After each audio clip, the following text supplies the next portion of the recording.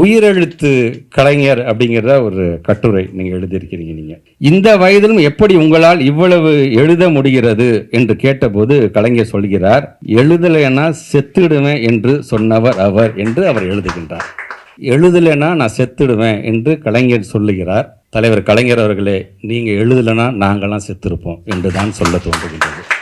இப்படி ஒவ்வொரு கட்டுரையும் இங்கே தொகுத்து வழங்கியவர் சொன்னது போல 13 கட்டுரைகள், வென்ற 13 தேர்தலிலும் வென்ற கலைஞருக்கு இந்த 13 கட்டுரையும் நாம் காணிக்கையாக தரலாம். திராவிட பண்பாடுவோம் என்கின்ற தலைப்பில் ஒரு கட்டுரை நீங்கள் எழுதியிருக்கிறீர்கள். இது என்னுடைய துறை சார்ந்து 1926ஆம் ஆண்டு நீதிக்கட்சி ஆட்சியில் கல்வி அமைச்சராக இருந்த ஏபி பாத்ரோ மதுரை மாநாட்டில் பேசும்பொழுது தமிழ்நாட்டில் இருந்து 78 நகராட்சிகளில் 26 நகராட்சிகளில் இலவச கட்டாய கல்வி தரப்படுவதாக சொன்னார். சாதி பாகுபாடு காட்டி யாரையும் கல்வி நிலையங்களில் சேர்க்க அனுமதி மறுக்கக்கூடாது என்று அரசாணை போடப்பட்டது.